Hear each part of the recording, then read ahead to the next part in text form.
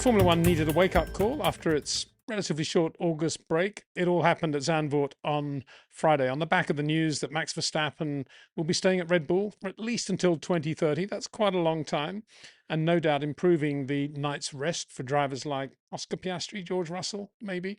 Zandvoort itself also did a great job. The winds gusted in off the North Sea up to 11, 12 kilometers an hour at some point.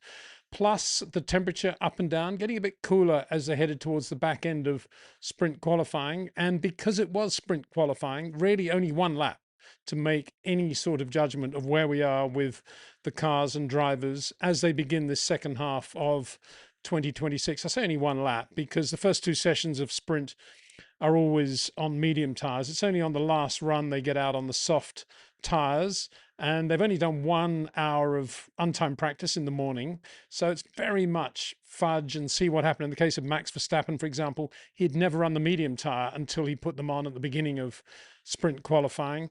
And everybody had only done one run on the soft tire anyway. So it was one lap. They only get 5 minutes in that SQ3. And this is what happened. George Russell, quickest for Mercedes. Very, very nice lap.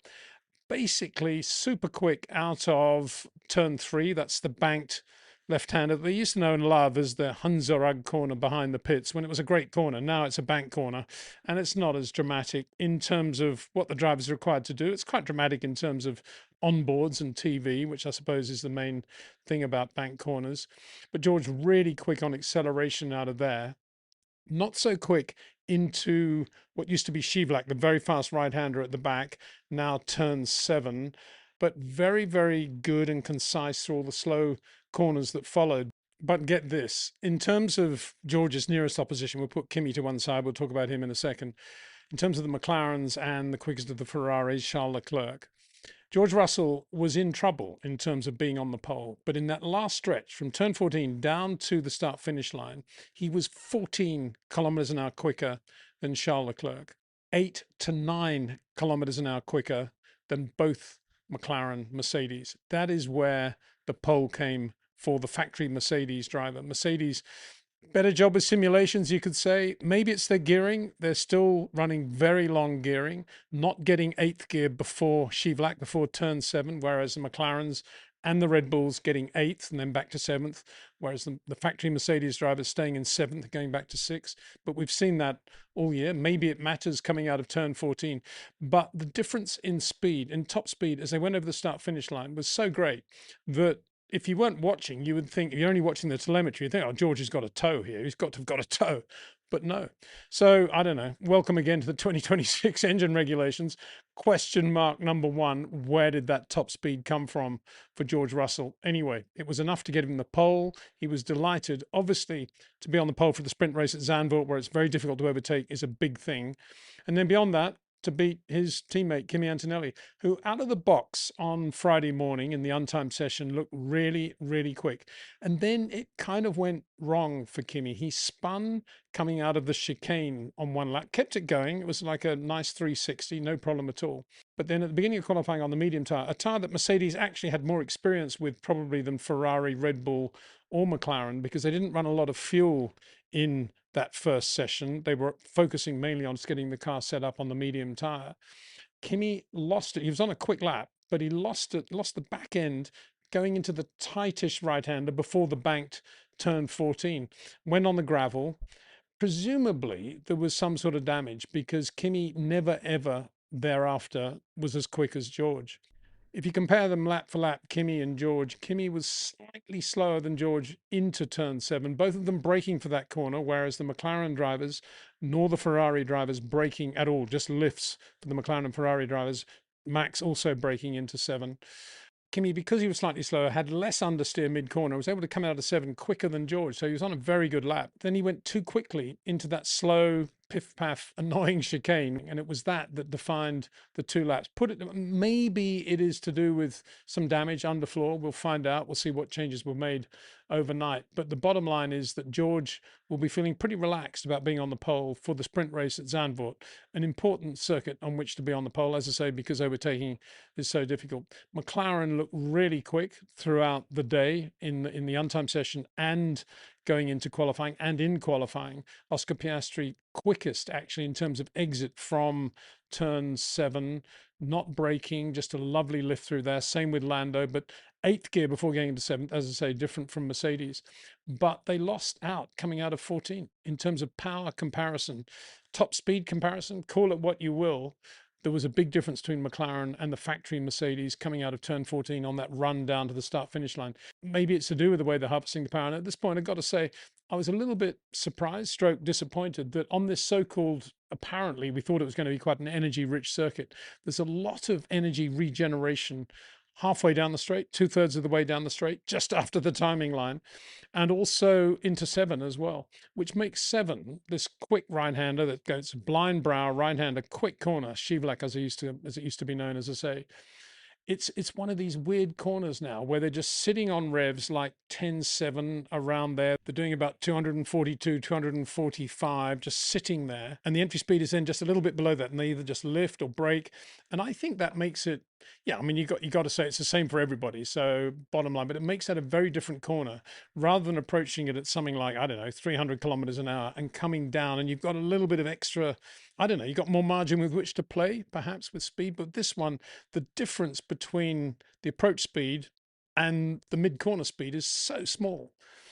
And it makes it a really weird corner, I think. But Lando very, very near Oscar there, just 1 or 2 kilometers an hour difference on that corner. And then, as ever, with Lando, really good in terms of rhythm and power application on the slower corners, just enough to give him a fraction of an advantage over Oscar, but effectively the same lap time between the two McLaren drivers. The difference was, of course, that Charles Leclerc got between them. Charles Leclerc qualified third for Ferrari. Really good performance. We were talking in the live stream. Mark Slade was talking about in the live stream, saying it was going to be interesting to see if Ferrari have improved now that we're back at Zandvoort, going to Zandvoort on this sort of circuit, have improved their medium speed corner performance. And if you look at what Charles did today, you've got to say they have. They were really good everywhere, apart from that run out of 14 down to the start finish line. But Charles Leclerc drove a superb lap. Indeed, he did get on the radio to say it's probably the best lap he's driven all year. And if you're on board with Charles watching that, everything was short corners, beautiful to watch. Like, he's absolutely right on top now of how to harness the energy. Maybe in the last 3 weeks he's just been thinking about it and how to do it and how to still be Charles Leclerc, because he looked really good. Whereas Lewis Hamilton, who looked pretty good on the medium tire in Friday untimed practice, and it was quite amusing, I thought, at the end of that time session, that one and only time session, Lewis was actually slightly quicker than Charles. He had got a little bit of a toe, admittedly, on the finishing straight, but nonetheless Charles was a couple of tenths behind, and you could tell that he was just itching to finish that Friday morning session quicker than Lewis. And he was really quick everywhere until he got to the chicane, which was the undoing of Kimi Antonelli as well. Until he got to that chicane, and he just went in too quickly and ran wide, and that was it. But you could tell he was annoyed. He probably didn't know at that point that Lewis had got the toe, but he looked very fast. And if you looked at what he was doing with the car, it was pretty clear that he was going to be definitely a major force in qualifying, as indeed he was. And as I say, if you look at medium speed corners now, McLaren and Ferrari probably better than Mercedes even around Zandvoort. Really good. So in that sense, expect Charles to be right there. From Lewis's point of view, it all went away when he put the soft tires on, in effect. But of course, as I say, it is the same for everybody. And for sure, the handling changed for the car. But it all went wrong for Lewis at turn 7 when, I don't know, he just went in too quickly. And the car starts to understeer and he's off the power for 1 second longer than Charles Leclerc is off the power, and he's something like 10 kilometers an hour slower coming out of the corner. And from that moment onwards, Lewis is trying to regain time and pace, and he ends up going too wide into the next corner, having to come out of the power a little bit, give it more steering lock. And so it went on for the rest of the lap, and that's what happened to Lewis's lap. And all he could say, kind of in despair at the end of the lap, was, well, the car felt completely different. Well, of course it felt different. It was on soft tires. And the problem is how you extrapolate what you're doing with the car on mediums, or in the case of Max on Friday and Liam Lawson on hard tires. They ran in the Friday morning, they ran the hard tire. How you extrapolate into what the car is going to be doing on the soft tires right at the end of sprint qualifying. Charles got it absolutely perfect. Lewis, I think, was just all at sea today when he got onto the soft tire. A messy lap, and he would be the first to admit that, probably. Oscar Piastri P4, we've talked about that. Kimi Antonelli eventually P5. apologizing to the team at the end of the session for what he had done on the first run on the medium tyres, which suggests there maybe was some damage, or maybe he just backed off after that just to make sure he didn't go off again, because that was the second time he'd been off today. And then after that, Max Verstappen, who was complaining, still a downshift issue in the morning session on the Friday untimed practice. So there was that. And then there was oversteer on the hard tyre. They uniquely were running the hard. Liam Lawson looked pretty good on the hard tyre when there wasn't much grip on the circuit as well, right up there with Max. But as the grip picked up, Max started to pull away from Liam in terms of lap time. Liam standing in for Isaac Hadjar, who's actually in the garage, smiling away, not looking too rueful, really, I thought, surprisingly so. You'd normally hang your head in shame, would you not, if you damage your wrist during the August break? But anyway, we won't go into that one. But Max kind of up against a brick wall when it came to qualifying, first on the mediums, too much understeer, and then on the soft tyre. The comment he made afterwards was, if we had better traction, we could have done a really good lap. And of course, that's a huge thing to say, because in the old days, you'd say, well, just soften the rear. Yeah, soften the rear these days means raising the rear ride height and you're losing all your downforce at the rear. So it's a vicious circle.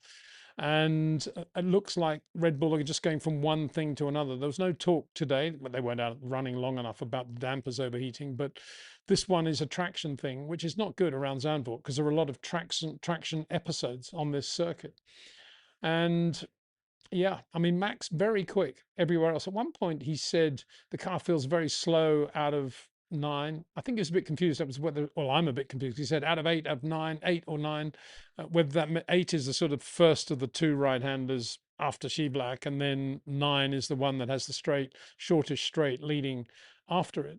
But if you look at his top speeds out of there and what speed he was carrying into 10, for example, he's right up there with Charles Leclerc. So they said, well, we've sacrificed that. We've traded power there for power out of 14 Max, but it didn't do them much good, because Max, still couldn't get the lap together, which is a shame for him. It's a shame for all the fans that the Red Bull at the moment doesn't look to be a car that's going to be up there with a McLaren, a Mercedes, or a Ferrari.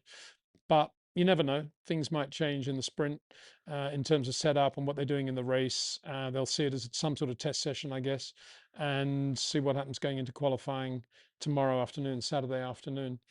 Further down the grid, Lewis Hamilton P7, Pierre Gasly P8, I think, showing that big upgrades, a lot of upgrades on the Alpine, showing that that car is definitely a better car now than it has been all year. Colapinto got into Q2, but not into Q3. And Gabriel Bortoleto on a very good lap. Excellent job again for Audi to make it through to Q3. But he made a mistake at turn 13, that silly right-hander, well, I say silly, that sort of innocuous type-ish right-hander before the last bank corner. Ran a bit wide there and lost speed coming in. Just an annoying place to lose time, which he did. And he would have been maybe a little bit further up the grid had he not done that. And then Arvid Lindblad, again, outstanding in the Racing Bulls to be P10, which, and look at the lap time, 12.7, Max Verstappen 12.0. Liam Lawson didn't get out of Q2. Best was a 13.1 in the Red Bull A car. So what does that tell us? What does that tell us that Max would do if he was in a Racing Bulls? Probably go quicker than he is in the current car.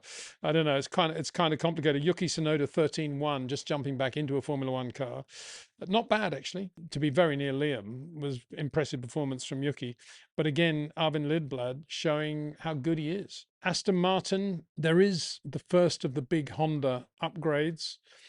And Honda being so conservative now, well, they're conservative anyway, when they want to be, but particularly when they've had this half season and so many things go wrong and so much blame and focus and spotlight on them. Super conservative in what they're putting on the engine now. Everything is, oh, let's see if it's reliable. We won't do this, we won't do that.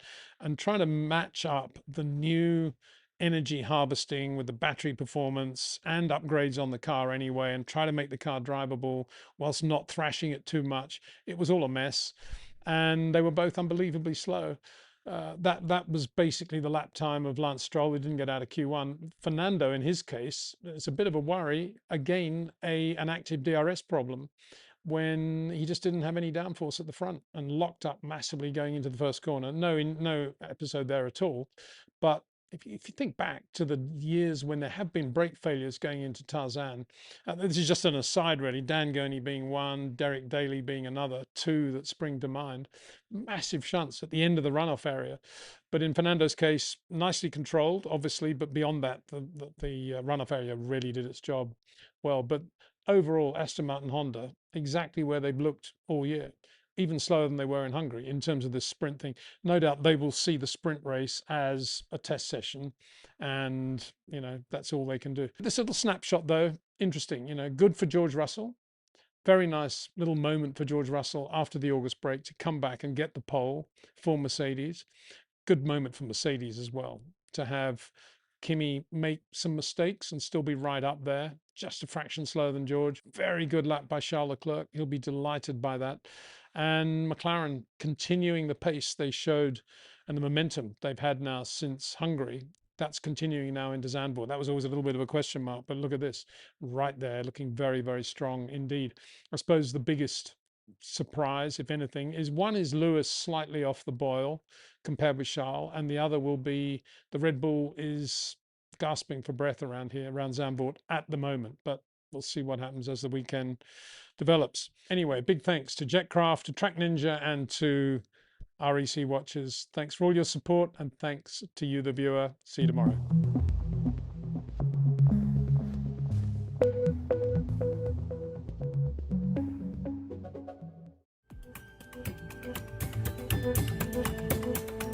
As much as I'd love to be sitting here right now talking about the brilliant sprint race and the amazing qualifying session, it's pointless hiding the reality of what we saw at Zandvoort today, which is an energy deficiency for the cars that they were fighting all day. And the sprint race was pretty banal, pretty bland. Once Lando Norris had taken the most ridiculous line into turn 3 on the opening lap, what he was doing down the inside of George there, I have no idea, on a bank corner, as a result of which George was like 100 meters in front of him by the time they got to turn 7 and the race was all over. Great job by Charles Leclerc to get past Lando in the end. Charles starting on soft tyres, everybody else on the medium. Good to see that. And Charles finished a very good second, but by then it was too late to do anything about George. And Lando was third, and Max had a bit of a battle with Oscar, but couldn't get past him. And it was the same for Lewis with Max. He couldn't get past him either. So that was that. That was a sprint race. And then we go into qualifying, where I don't know what it is. I mean, it wasn't as obvious. This whole energy management thing characterizing qualifying and therefore the race, particularly at Zandvoort, where it's virtually impossible to overtake because the straight's too short and it's dirty air following another car, as we saw in the sprint race. When we came to Zandvoort, I thought because the energy management issue wasn't so obvious at Monaco and Hungary, that it would be okay at Zandvoort. Well, completely wrong there. Just take this as a bare statistic.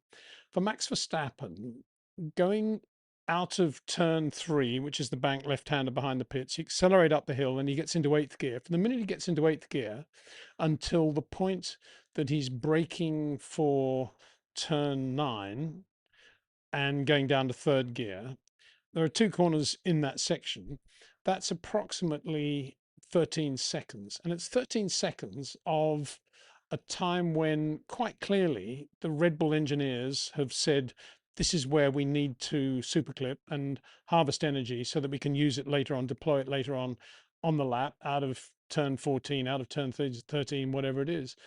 And in that period, yeah, there's those 2 corners. So Max he sits at 10.2 in 8th, then turn 7 appears. He brakes slightly, goes down to 6, still at 10.2, 10.3, hovers on 10.2, 10.3 in the approach then into turn 8, goes down 1 more gear, basically on rails through there as well, still hovering and not playing with the car at all. You can't because you're just sitting at these revs, super clipping, and then eventually he brakes.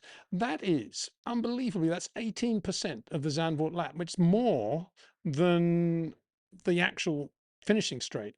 So basically Zandvoort now has 3 straights. It's got the finishing straight. It's got that section from the minute they get into 8th or 7th in the case of the factory Mercedes with a long gearing out of turn 3 right through to 9. And then they've got that last sprint up to the chicane before turn 13.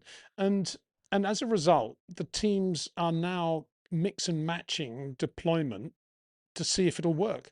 In Max's case, quite obviously it didn't, because can be even compared with yesterday, he was super clipping much more on that bit of road. Yes, he was very good on the start finish line, as quick as anybody, and quick out of turn 13 as well. But it didn't mean anything. It just was just about the same. And that's presumably what all the briefing is before they go into qualifying. Same with Charles Leclerc. I mean, Charles Leclerc obviously was super clipping so that he had power out of turn 13, where he was quicker than Lewis in the Ferrari. But then he ran out of power because by the time to get the start finish line, he's 4 or 5 kilometers an hour slower than Lewis, just within the same team. And so that's what it was. You can look at tiny differences that account for, I don't know, the difference between Lando and Oscar, the difference between George and Kimi, but they're going to be very small differences. I mean, Kimi was quicker than George on the last two sectors. On the first sector, he loses out a little bit to George. That was all it was. I don't know whether that was a deployment thing or not. Who knows? It was all in sector one. And Oscar really quick out of turn one. As they go through turn two, that lovely kink where they used to drift in the old days, down into three. He's very good out of three as well, and yet slower than Lando on the lap, because Lando was quicker, more precise, more able to use the power that he had harvested out of those slow. He's very good through chicanes, Lando, compared with Oscar, and that's where he did. That's where he got the lap time. That's where he got the pole. Now, I'm not decrying the drivers at all, because they can only do what they can do in the cars they're driving. But this, to me, I was completely shocked. I have to say, I thought Zandvoort was what was going to be an energy-rich circuit where we could actually sort of see the drivers doing what they do again, but we didn't. We didn't see any drivers basically able to do what they can do normally on the throttle, balancing the car, doing things slightly different from one another.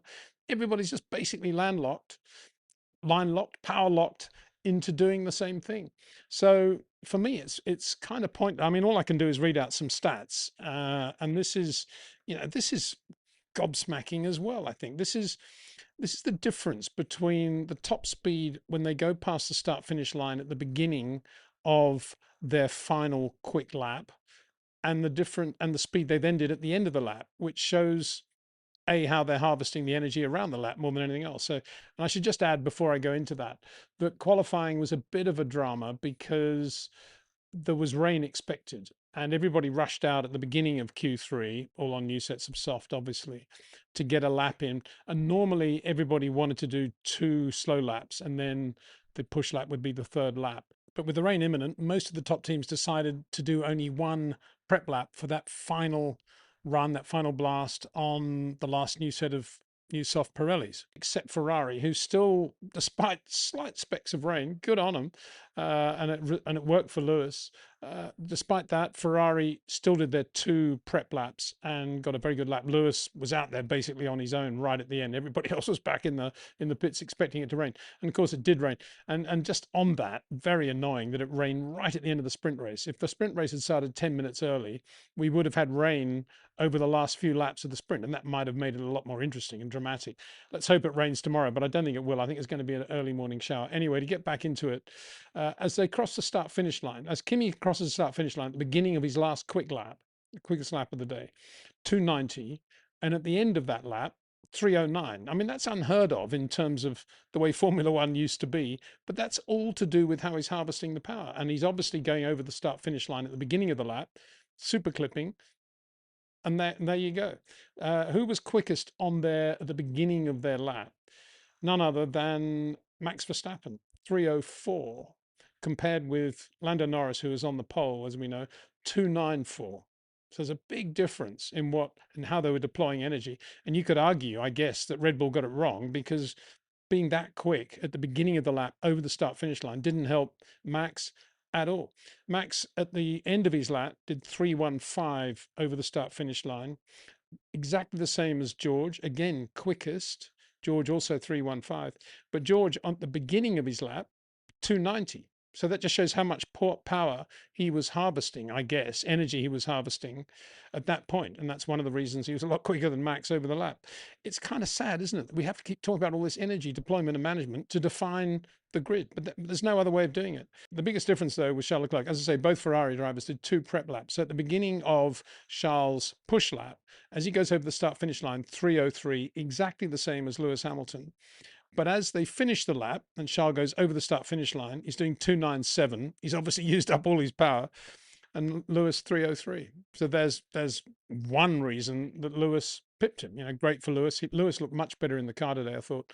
A lot less understeer, just looked a lot happier in the car, timed it really well, and despite those specks of rain, right on it. So very good job by Lewis today. I mean, Ferrari, good, but I don't know how they would look at this, but did they get beaten by superior power management, or are they getting beaten by something else? How do you analyze it now?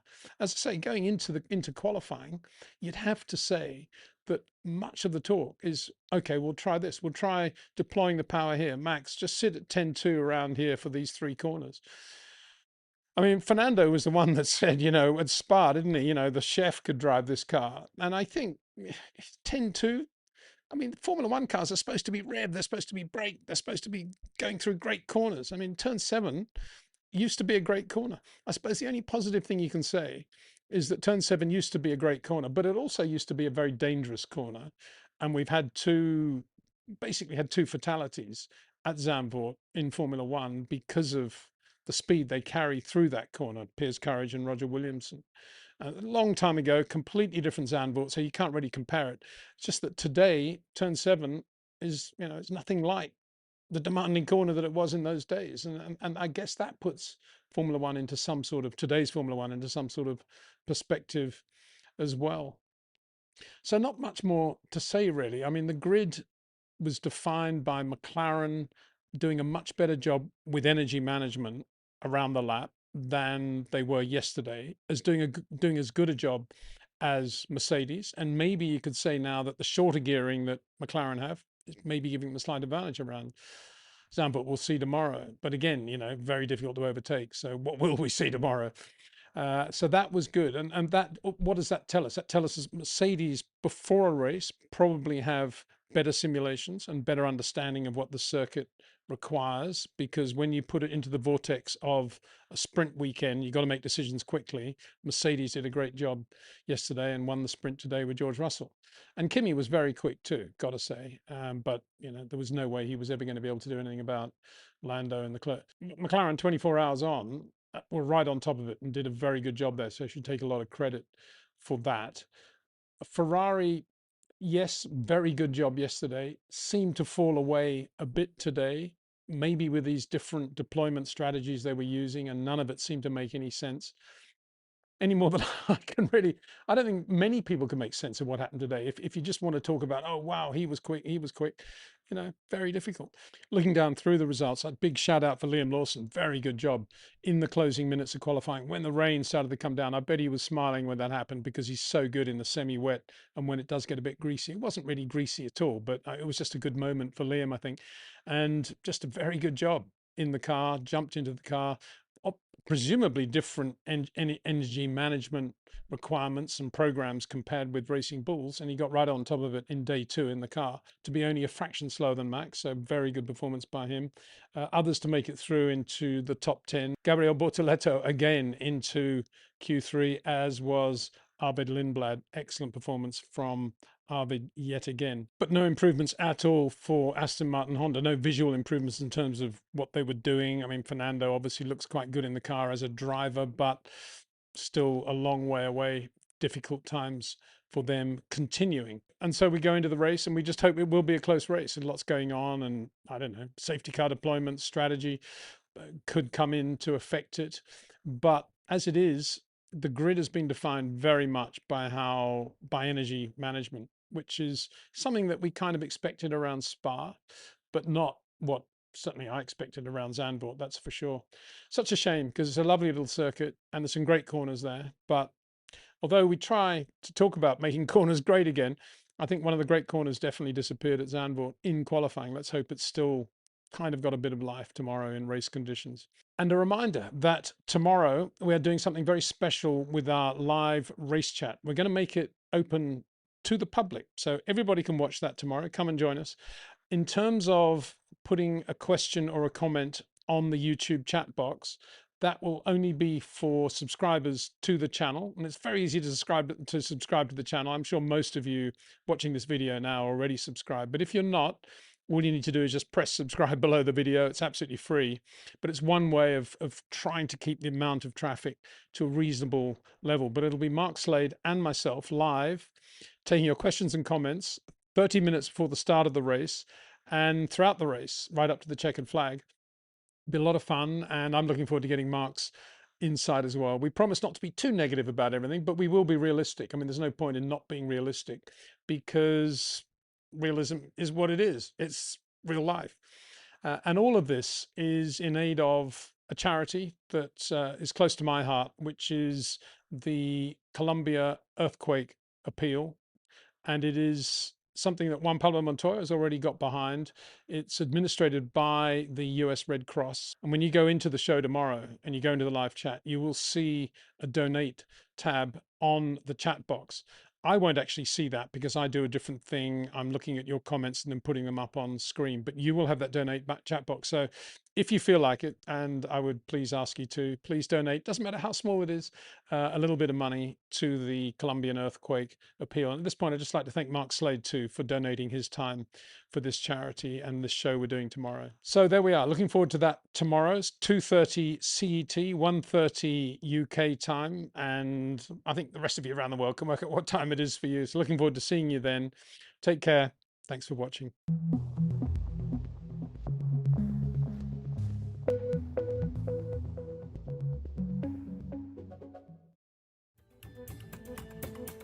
Well, that was the Dutch Grand Prix. That is Zandvoort over. The era is over. We've had that once before, and they came back with this revised circuit, but the track and the environs have never really been big enough for Formula One as it is today, which is definitely on the bloated side.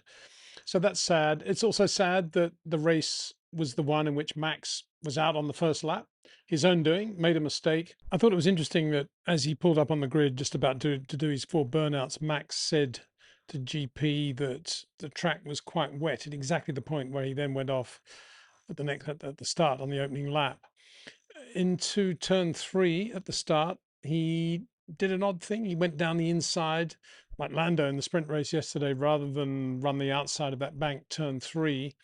And that enabled Liam Lawson to get up right alongside him. Liam had done very well off the line and was right alongside Max there. Max indeed had to look in his mirrors as he was accelerating up the hill to make sure that Liam wasn't still there. And so in his mind, Liam was right there as well. Maybe that was a slight pressure point for him. Liam very good in these sort of slippery, wet conditions on slicks, but then so is Max. And so they come into that corner where he went off, and he's following the 2 Ferraris, following Lewis. And they basically all do the same thing, that they all come down on the inside there. They don't run around the top of the banking.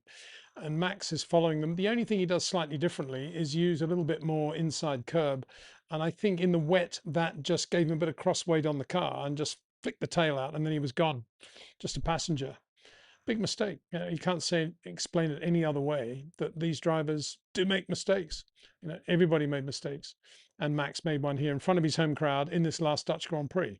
So it'll get a lot of focus because of that, I think. And that's a little bit sad, but at the same time, it's a function also where Red Bull are as a team, where that car is. It's not very competitive. I mean, if Max wasn't going to be quick at Zandvoort, I know it's a difficult circuit in terms of engine management, but if Max wasn't going to be quick at Zandvoort, it's difficult to see how he's going to be quick at any other circuit with corners in it. I mean, he may be all right at Monza, I don't know, but Red Bull at the moment not making progress at all, even though Max obviously has given them his endorsement, and he's staying with them till 2030. So that was it for Max Verstappen in the Dutch Grand Prix. Of course, in days not that far gone, before Max Mosley was FIA president, he could have then run back down to the pit lane and jumped into the spare Red Bull. But we don't have that anymore. And a lot of people say, oh, yeah, the cost, the cost, the cost. But if you look at the cost of having that, and I'm not mentioning this for the first time purely because it was Max and the Dutch crowd, I've mentioned this many times on my live streams. But if you look at the cost of the increased cost of running a third car, having a third car ready in the garage, the crew required for that, uh, it's nothing compared with the cost the teams have faced. For example, going to the 2026 power units, I mean, it's just a tiny grain of sand compared with that. And if you look at the benefit for a crowd like the crowd at Zandvoort today, if Max had done that and run into the spare car, it would have been pretty good. Would have been pretty good for the TV show as well. And I'll give you one reason for that. Not because it's Max, not because it's Holland, but because it was interesting when the dust settled after qualifying and Max had almost not made it through to Q2 through not running any new softs there. And he'd done a very good job of not running too many sets of new mediums either in the build up. That Max started that race with one new set of soft tires and two new sets of mediums. In other words, all his focus from Saturday afternoon onwards was to eliminate the possibility of being on the Pirelli hard tire. And I think that's because he was the only guy that actually ran with any sort of fuel in the car on the hard tire on Friday. And the times went off fairly dramatically when he did that. Now, whether the other teams took notice of that, I have no idea. I guess not, because going into the race for everybody else, the hard was definitely a tire in play. And it was definitely a tire that some teams would have been thinking about in terms of start on the soft, go to the hard, one stop strategy. As it turned out, the hard was not a good tire around Zandvoort for the Grand Prix distance. And that was something that Max had anticipated, uniquely probably with Red Bull, and none of the other teams did. So, how it would have worked out had Max not crashed, I mean, it's obviously a huge if, and he'd never gone to the hard and he'd started on the soft as he did, and then gone to two sets of mediums or one set of medium, I think two sets of mediums, he could have been in very good shape at the back end of that race. So we'll never know. But what we do know is that that was the reason why he wasn't interested in having any hards any more than the normal sets of hards in the garage, and why he went to so much trouble to focus on having so many sets or additional sets of softs and mediums. So that never happened. And the crash happened, and that's the end of Zandvoort. The race was won, I think, absolutely deservedly so by Lando Norris, the world champion, in the McLaren-Mercedes, looking like the flip side of Lando we saw yesterday. He was very good in traffic. He took the pole yesterday, obviously in qualifying, just ahead of George. And at the restart, after they stopped everything when Max had his shunt, McLaren, I think, did the right thing. They took him off the mediums that he'd had on the car at the beginning and put him on softs, used sets of soft. And although Lando got outraced into the first corner by Kimi Antonelli, who was still on mediums, I think it was a good move by McLaren, because when something like that shunts happen, Max has gone off, it's semi-wet. Of course, the track had been drying even more during the delay. It's always good for your confidence to be out on soft tires, and I think that did a lot for Lando. And although in that first phase of the race, it looked as if it was Kimi going to win this one, beautiful, he got up to P2, a front row of the grid for the restart, took the lead into the first corner and held the lead nicely, was just protecting his tires, doing everything correctly. As the race wore on, it was pretty clear that Lando Norris had lots of confidence and lots of rhythm. And when the hard tire that they were both on, they both went to hards at their first stops to cover one another, basically. When the hard tire started to go off on Kimi's car, Lando was in perfect shape to take advantage of that and then repass Kimi when they got boxed up behind Lewis Hamilton and stayed out much longer. Great pass by Lando around the outside of Kimi and then a bit straight afterwards of Lewis. I think it was that decision to put him on softs that was so good. And thereafter, he was always very good at managing the hard tire, got a lot more out of them than Mercedes, and went on to win the race despite Kimi stopping right near the end. He went through two sets of hard tires and then went to soft tires right at the end. Despite all that, Lando still won comfortably. So it was a very good win for him. And his driving came alive, I think, second half of the race really well. Oscar Piastri also did very well off the line at the restart on hard tyres. Nice to see McLaren for once splitting the strategy. I'm not sure Oscar was in any way had a problem with that, and he gets ahead of both Ferraris. He's passing George where George shouldn't get past, going into turn 7 down the inside. Great pass by Oscar Piastri. For me, that was the pass of the race. Caught George by surprise. But then it all fell apart with Oscar because instead of keeping a long-term view of his race relative to Lando and Kimi, they immediately started chiming him off George. And when George came in quite early, because he was a bit frustrated with his pace and the medium tyres were going away, they immediately stopped Oscar to cover George, which seemed ridiculous, bearing in mind he was on the hard tyre and he'd been going so well on the hard tyre. And that kind of ruined Oscar's race. And I think he got demoralised after that. And he was never able to benefit from having done all those laps on the hard tyre. Well, a reasonable number of laps, nothing like enough. And so that was a shame. On the one hand, we had Lando Norris just getting better and better as the race went on. And on the other hand, we had Oscar Piastri getting worse and worse as the race went on. So that's still an issue at McLaren. And this time, I don't think you can blame Oscar for it because that pit stop, it was also a slow pit stop, got to add, but that was inconsequential. It was more the timing.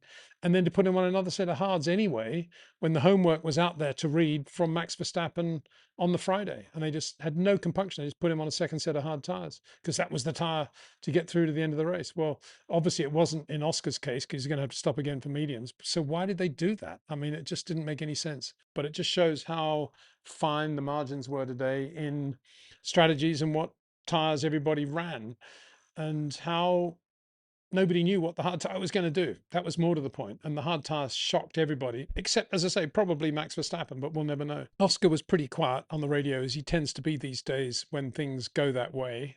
And I don't think his driving was helped by any of that.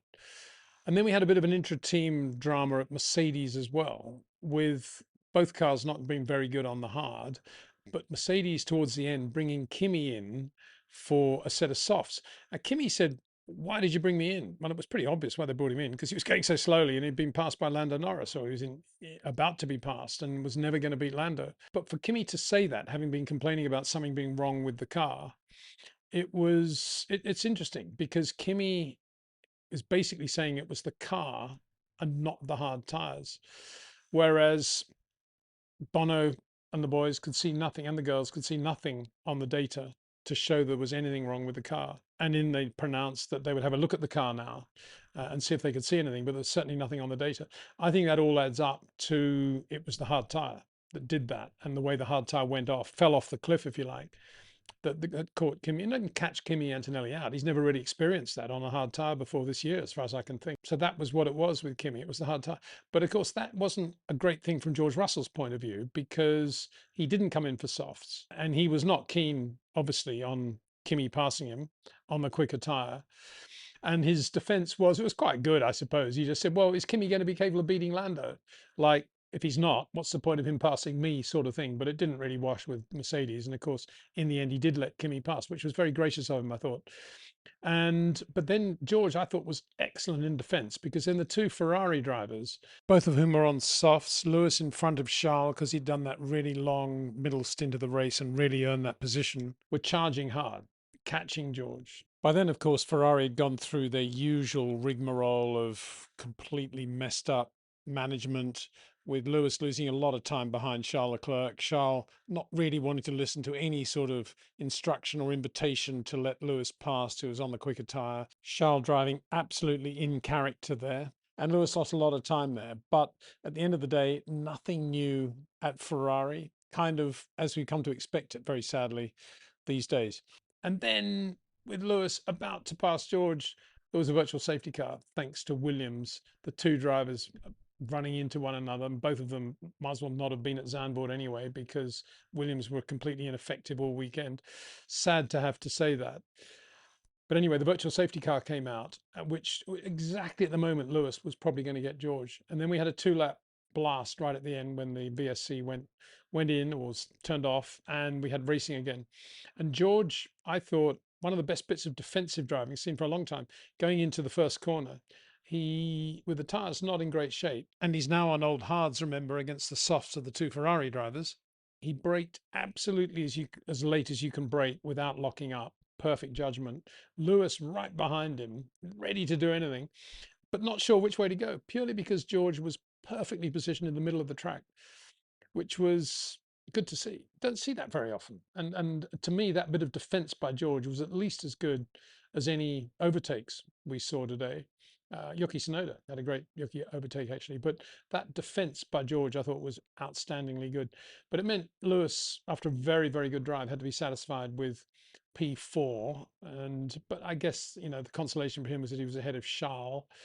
And guess what? Liam Lawson was an excellent seventh, running exactly the strategy I think that Max would have run, which was soft, medium, medium, not even thinking about the hard tire. And that proves my point that that's what Max would have run. And we never got to see the results of that. But we kind of saw it with Liam Lawson because he's still seventh, despite a 10-second penalty for some indiscretion in a yellow period. So at least there was that for Red Bull. Their strategy was probably the best on the racetrack, given where they were. Maybe I suppose you can't really argue about Lando's strategy, although the hard tyre for him was still not great. Had he had more new sets of mediums in the garage, as Red Bull did, then he probably would have had an easier time. But yeah, Liam Lawson proved that Red Bull got it right on this occasion. It's just that we saw it with Liam rather than with Max. So yeah, it was a very good race. It was an unpredictable race for most of the time. Kimi looked as if he was going to win it early on. Lando from about half distance looked as if he was going to be the guy, but you could never count Kimi out. But then the deterioration of the Mercedes on the hard tire versus the McLaren on the hard tire. The Mercedes did a lot more to the tire than Lando. As I say, it was the flip side from what we saw in the sprint race with Lando, where he basically cooked his tyres, his mediums, and Charles beat him on soft tyres. But it was good in a way that everybody did get the pronunciation on the hard tyre wrong, because it actually gave us an interesting race. It could have been an easy walkover on a one-stop strategy, but it was far from that. The other big news is that Fernando Alonso finished P9 for Aston Martin Honda, just staying out there, not coming in for tyres. Didn't even come in for tyres at the VSC, just stayed out there with his track position. And yeah, brought the thing home. Looked obviously much better than it had in qualifying. And in terms of lap time, even with a lot of miles on those tyres, Fernando was sort of he beat Pierre Gasly and he was doing Racing Bull's sort of lap times. So that was a really first positive day Aston Martin Honda have had all year. Didn't look as if it was going to happen up until the race, but with Fernando, he's such a good race driver, particularly in bad cars, that finally he's got enough power at least to run competitively in the midfield, and it was really good to see that. And Nico Hulkenberg did a really good job to finish 8th in the Audi, again with a very good strategy. He ran basically 2 sets of softs and only ran the hard right at the end when the car was quite light on fuel, and that was another option that would have worked very well. But really good choice to run 2 sets of softs like that and to bring the car home. P8, amazing. So that was the Dutch Grand Prix.